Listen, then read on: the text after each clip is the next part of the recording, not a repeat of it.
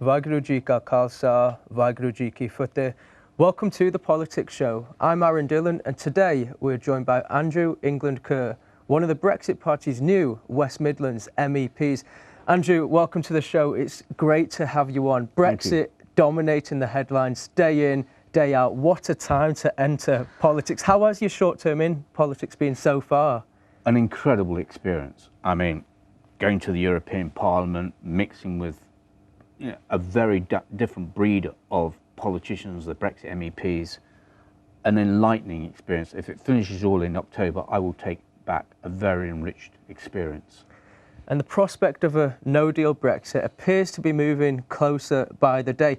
Do you acknowledge some of the concerns surrounding a no-deal Brexit, particularly the economic concerns? Absolutely. Let's be quite frank. No one knows with absolute certainty what will happen on a no-deal Brexit. No one. So really, I like to try and look at the pure facts to begin with. We have in the UK the lowest unemployment we've had for 45 years. We've had more inward investment than Germany and France put together. So overall, our country's doing extremely well, especially if you consider it next to Greece, with a youth unemployment of 40%, Spain 30%, German economy edging to a recession, and the Eurobank is the index value is like the lowest it's been since the 2008 recession. So the euro is in, and the euro area, apart from the UK, is in deep area of deep concern. So, but overall, how do we get on? Well, even if we look at some of the top German economists for the Deutsche Bank, they think that Britain will do better outside. And we've also got the chief economist who designed the euro predicting the euro is going to collapse like a pack of cards. So in a way, the sooner we come out of it, the better, because we can protect ourselves. Because if you knew a company was going to fail or a person was going to go bankrupt, you wouldn't want to be guaranteeing their debt. And that's what the EU are trying to make us do in the withdrawal agreement, apart from many other things which would be bad. And quite honestly, I can say this, and you might be finding it surprising from a Brexit MEP, that if we were forced to accept any form of that withdrawal agreement that May cooked up, I'd rather we stay in the EU and we fight. So yes, it's a very important time in our country's history. And there's also pressure mounting on the government for many for a second referendum as well. Would it be so wrong to have a second referendum to make sure that is what voters in the UK actually want? There are arguments for and against, don't get me wrong, and I understand them. But it would be seen as a gross betrayal to many people. We were promised by the government, this is a once-in-a-lifetime referendum. You're either in or you're out. And therefore, to go against that, you can understand it would cause so much deep resentment and a betrayal. And also a time when a lot of the British citizens were deeply mistrusting of politicians in general. We've had the paid for it questions paid for, we've had the MP's expenses scandal, now this. I think confidence in politicians is rock bottom, and understandably so. Do you think that's part of the reason why the Brexit Party did so well in the West Midlands? Because there are people like yourselves who haven't got a political background putting their names forward. Yeah, I've never involved in politics, and if someone had said, Andrew, 10 months ago, I bet you £10,000 you're going to go into politics, I would have bitten their hand off. I'd never believe. But you're right, we've brought in people that it's awoken the British citizens, I think. Because underlying, most people don't want to get involved in politics. They're worried about their jobs, their community, law and order. There are more important things in life. But this was something, when you're attacking our democratic beliefs, our democracy, which is fundamental, which we fought wars for, our parents. This was really important, and I think that's what's woken us. You've attacked the very nature of our what we believed our country stood for. And being from a legal background and a non-existent political background, what do you personally believe that you can bring to being an MEP, however long you're in that role for? Well, actual fact, my legal experience is counting for very, very little, quite honestly here. But I did have a degree in economics, and I've started up a number of businesses, and they had 2 Queen's Awards for enterprise. I've been chairman of a defence and industry committee in London. And it's really my economics and my business experience that is counting for something now, and that I'm really using it a lot. The legal expertise comes into analysing the documents that I'm being given. So I've got the thoroughness of the legal mind, but I'm using my business nous and my economics nous to try and wade through it. An MEP's the yearly salary rate of almost £70,000. Do you think that's justified? Should MEPs be on that much money? I think it's probably justified for our calibre of the Brexit MEPs you've got me, because we brought in some very proven people with a proven business experience, and the calibre that is probably justified, in all honesty. If you're doing the job, and you're doing the committees, you're analysing, and actual fact, value to the UK, if we get us to come out on the right terms and we save billions, then I think they've got a good deal out of us. And will you be continuing to take up your seat in European Parliament from now until, however? Absolutely. You know, at the end of the day, we got voted in.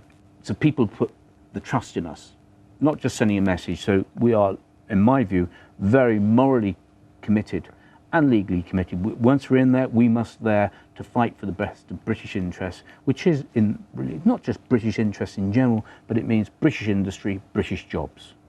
And has it been anyway daunting to sort of get to grips with life in European Parliament? Well, not in a way, but it's a bit of a facade. If you want anything, it's these massive big buildings with vast sums of money poured in. But it's a charade, because as an MEPs, we can't invoke legislation, we can't revoke legislation, we can talk about it. In my humble opinion, that is no way to call a parliament. A parliament is a democratic process. So it doesn't matter how much money and how many chauffeur-driven cars you chuck at me, I think it's a sham. And you briefly mentioned about people losing trust with politicians here, across the world as well, in many, many areas. What do you personally believe is the key to regaining that trust between the electorate and politicians? Bottom line, they must deliver on what they say. They must mean what they say what they mean, and deliver on it. And that's probably where Boris Johnson has got the biggest challenge now. He said, do or die, we're going to leave on the 31st of October. If he doesn't deliver on that, he's going to be in serious trouble. What were your initial views when Boris Johnson did become PM? Was that something you did welcome? I do. Funny enough, you might find it strange, but I wish him the best. I really hope that he delivers on a no-deal Brexit and a clean Brexit, because then that's what we stood for. And that it really honours the referendum result, honours democracy, and we wish him all the best. But if he doesn't deliver, then he will find the Brexit Party snapping at his heels and giving him a living nightmare. Do you think Theresa May had somewhat of an impossible task to deliver Brexit and please everyone? Well, I think maybe she was impossible, but she shouldn't have taken up position. She was a Remainer, so she never had a heart in it. But bear in mind, also she had probably a civil service that were very much Remainers. You put the two together, you're into a perfect storm. I don't think she had a hope. She probably didn't really understand the withdrawal agreement that we understand from the Brexit, because we analyse it. And how was life working under Nigel Farage? Must be an experience. It is interesting. In actual fact, what you see with Nigel in private is what you get in public. He is a totally committed person. He can be very funny, but at the same time serious. So he is a very interesting thing. He's a great leader of any political party. I think would welcome him. And if you've got that real commitment in life, you know what he says. He may be Marmite, but you know what you get with him. Mr. Farage, he has been quite friendly with US President Donald Trump as well in recent times, a man who's been accused of somewhat divisive and hateful comments. Personally, are you a fan of Donald Trump? No, I mean, let me think. I think some of the comments Donald Trump has said, I bet he bitterly regrets never having said, especially about women and the demeaning comments. But what he has done for the US economy is beyond doubt. He's brought back business in and he's increased the employment. So you can see his popularity in that sense. and he stood up for America. In the same way, we've got to have people who are going to stand up for the United Kingdom and protect our industry and protect our jobs. So I'm no overall great fan of him. I can appreciate what he has achieved, the good things for the United States, but I can see the downside. And we've seen hate crime also increase in many areas as well across the UK since the EU referendum in 2016. Do you fear that's going to continue increasing those figures, or are you sort of quietly confident that we may see somewhat of a turn in years to come? Communities could become united once again? I think it's really important, and I am deeply concerned. I'm deeply concerned at the rise of the intolerant attitude in politics. I think we should all be able to hold our beliefs, whether they're religious or political beliefs, in a safe environment. But to have a small minority at times attacking people, physically and verbally attacking people, is totally unacceptable. It's bad for politics, it's bad for the communities, but it needs people, especially the leaders of the political parties, to stand up and say, no, physical and verbal attacks are totally unacceptable. We are a liberal democracy, let us appreciate it, but let's have respect for other people's views. But it's something very close to my heart. I think we've got to do a lot better to learn. Especially Birmingham's a great example. We're a big multicultural society, and don't we relish it and are proud of it? And we can get by it, but I think some of the political politicians have got to get their act together and say no, and speak out when people are unacceptable conduct. Mm-hmm. And if the UK is to leave on October the 31st, what does the future hold for the Brexit Party? Would it cease to exist? Well, if we come out on a clean break, so we're not tied into a thing, then we have fulfilled our main role, and I'd be happy with that because we've stood up for democracy, and hopefully we set up Britain to prosper in the long term. So I, for one, would be really appreciate it. I can go back to being a normal businessman and hopefully a normal husband. And as we say, the million-dollar question, who knows how long you will be an MEP for? But during that time, what are some of your biggest political ambitions and priorities? Well, while I'm MEP, I want us to come out on the right terms. And if we can't get the right, we come out on a clean break, because I'm passionate about wanting to protect British jobs and British industry. And that's what I'm fearful of, that if we don't come out on the right terms. That's my sole thing. I honestly believe while you're standing as an MEP, you put your country first. This is about service to your country, not self-service. And if I can do that, then I'll be a very happy camper. But still working, as you mentioned, it must be very, very difficult to be juggling work and life as a politician. How have you managed to do that? Well, I'm a very early riser, so I'm often in my office for 7:30. I probably conk out quite early, but I've got a great, in the family companies, I've got a great team of people. So I've had to put most of the work onto them, and to allow me to concentrate on the MEP role. And the family side of things as well, I'm sure it must be crucial to have that support from those who are closest to you. How have they been during your journey so far? I'm really lucky. I've been married for a good number of years, and I like to think I'm happily married. I don't know if my wife would say the same thing, but I've got tremendous support from my wife. And that's so essential. Like anyone who's in business, they appreciate that most men would not be able to run a business often without a good lady or partner behind them. And aside from Brexit, there could be a general election thrown into the mix as well. Do you think the UK really wants to see a general election? I think it could be forced on the British public, right? Whether you like it or not, because we've got to look at it. Logically, Boris Johnson does not have the numbers to get a no deal through the House of Commons. He might try and force it through, but there's going to be real opposition. There could be really civil disorder coming out.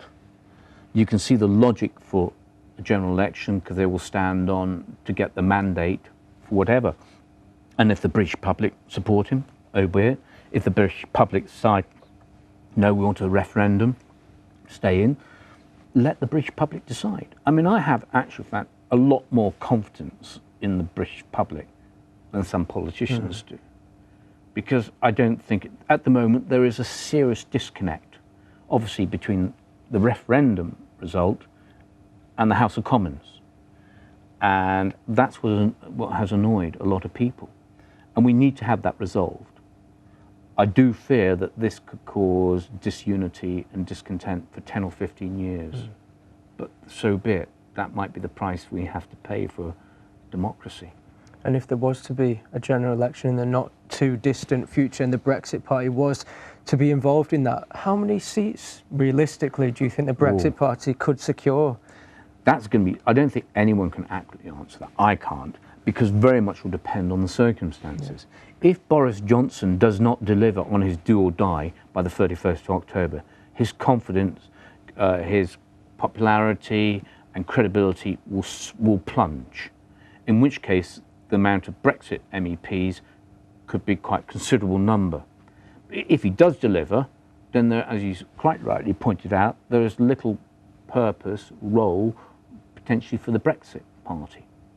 And so that's the big question. We'd need a crystal ball for that. Do you think we could see any, in a future election, could we see any deals between the Brexit Party and the Tories to ensure that rival candidates aren't placed in the same seats? Well, you've got to be careful on that. It might seem a sensible to say a simple answer, oh yes, but you've got to bear in mind the Brexit Party is a very broad church. We have a lot of Labour Party, Liberal Party and Conservatives all part of it, even Communists.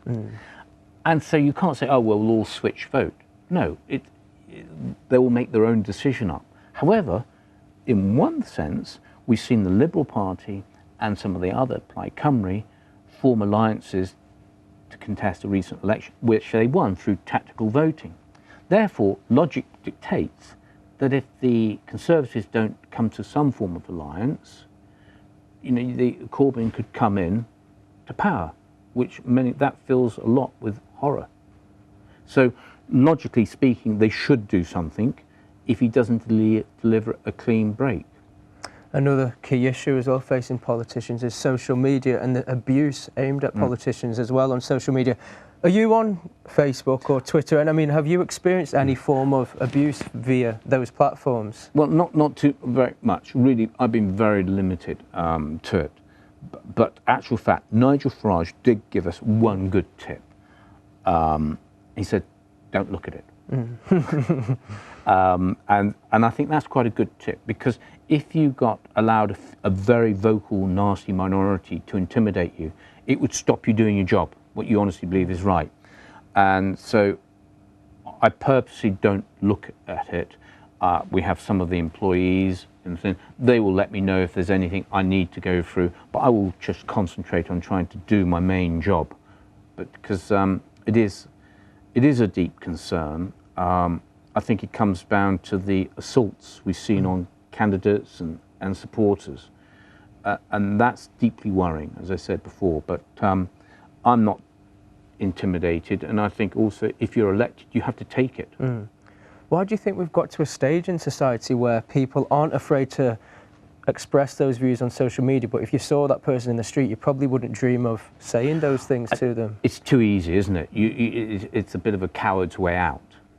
But even so, it's not how I would advocate. I think it should be peaceful protest, peaceful disagreement, because that's the rule of the thugs, the fascists, the extremists, them win. And that's not right. And also, I think it also would put off a lot of decent people entering politics, especially the ladies. Yeah. Not being said, but they're going to be more intimidated by that. And we need a greater diversity of people in to encourage a higher standard in politics. And speaking of diversity, at the minute in Parliament there are more black, Asian and minority ethnic MPs than ever before. Well, do you think there still needs to be a lot more done to improve diversity in UK Parliament, but also in European Parliament? I think actually, in fact, it is quite surprising when you look at it now. There isn't the diversity in the European Parliament. I mean, I've been very fortunate. I came from a family. My father was a doctor who was in the Second World War. He was in Burma and India, mixed with the Indians and the Gurkhas. And unfortunately, the Brexit Party, I can honestly say I've never heard a racist or inappropriate comment.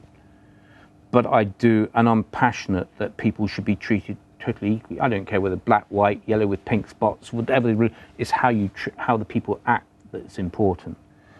But I think, especially in the European Parliament, they've got a lot to learn from how we conducted matters in the UK. We're much more tolerant and diverse. But you're right, you might be very surprised at the European Parliament. I think they're way behind the UK. They've got a lot to learn from us. And another key issue facing society is that of climate change. There seems to be a lot of momentum sort of gaining on that campaign. Do you think we're doing enough to ensure? It's really hard to say. You know, I'm not an expert on it, but if you only look back in past history, our deserts used to bloom. So there must be a natural form of climate change that takes place anyway. But the question is, are we accelerating it through our own mankind's conduct? That is the big issue. But we have to be very careful that we don't impose undue tariffs or restrictions on our industry, that we just end up buying in those products or services from countries that are not have such restrictions, in which case then we've damaged our own economy. So there's a very careful balancing act. I would, however, be really keen to invest in British industry and our technology to bring the greener recycled industry and energy to us, like the solar panels. You know, why we shouldn't be trying to put them in on most houses. Let's start doing like that. That way, I'm really keen, because then we can invest in British industry at the same time go to the goal of less carbon footprint. There's a happy balance to be achieved, and an awful lot of work, but also a lot of opportunity in Britain. I mean, we've got the technology. We've just got to have a little bit more confidence in ourselves, invest in those industries that are going to bring us in, rather than buying the solar panels from outside. Do you think we've missed somewhat of a trick there, not prioritising in making that investment years, even decades potentially earlier? Without a shadow, like North Sea oil, we should have used a lot of that money to invest in the UK, into our industry, into modern technology, as a lot of the other countries with oil have done that. We've definitely way behind. Doesn't mean there's no excuse for not doing it. We just got to move up and get going a lot quicker and with a lot more passion, and cut through the red tape. You know, that's what I think I've learned from the Brexit Party MEPs, a lot of them, because they've been in business. You know, it's not a question, oh, we can't do it. No, how are we going to do it? It's a can-do attitude. And we're not going to let a few civil servants trying to waffle us. No, we know what we're talking about. Get on and do it. And a lot of travelling for an MEP.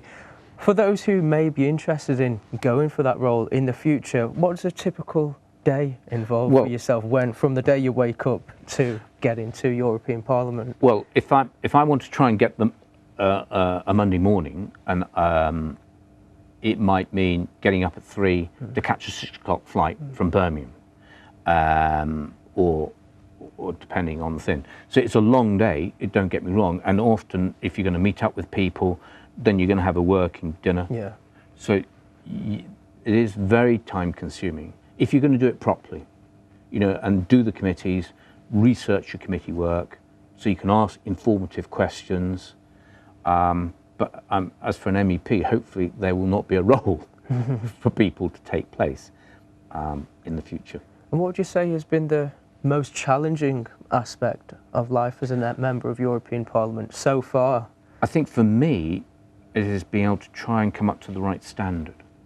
Because bear in mind, a lot of the Brexit MEPs, 30% are journalists. So when they give an interview, you know, they're pretty polished. You listen, Nigel, they're good at it. Now, I'm a businessman, although with different things. To try and present that to journalists is a very different matter. I've had to try and learn very, very quick, because A, I don't want to let down the party, and I want to give a proper informative response. So that has been my biggest challenge. But actual fact, the more you do and the more committed you are, then it's not too unduly difficult, but you've got to be prepared to always try and improve. That's my biggest challenge so far. So yes. Yeah. And with Brexit, as I mentioned, dominating headlines day in, day out, do you fear that there's somewhat of a chance we're missing sight of some of the other key issues, for example, homelessness, social care, housing developments, that aren't potentially getting some of the coverage which they deserve purely because Brexit is dominating everything? Absolutely. And you've got to bear in mind, you know, we've had a shuffle of a whole lot of ministers. So naturally, the ministers, with the best will in the world, can't get a handle on their own ministry. Although I have to question, really, you know, most ministers seem to stay for 6 or 12 months. I don't think most politicians who haven't had industry experience or business experience of making major decisions, it can do it. I think you find most of it is run by the civil servants, which is a different issue, I have to say, and I have my deep concerns on some of that. But you're right, we've taken the eye off the ball on a lot of things because there's only so many hours in a day, and we've got major problems facing this country, knife crime especially, the elderly and the homeless. Those are things that we can solve with the right determination, without a shadow of doubt, and that we need to get it back in place. That's all for today. Andrew, thank you for coming on to the show. It's been great to have you on, and good luck for the rest of your term as an MEP. Well, thank you very much. It's been a real pleasure. Thank you. Thank you. And thank you everyone at home for watching. That's all for today, but make sure to tune in next time for the Politics Show. Vaiguru ji ka khalsa, Vaiguru ji ki fateh.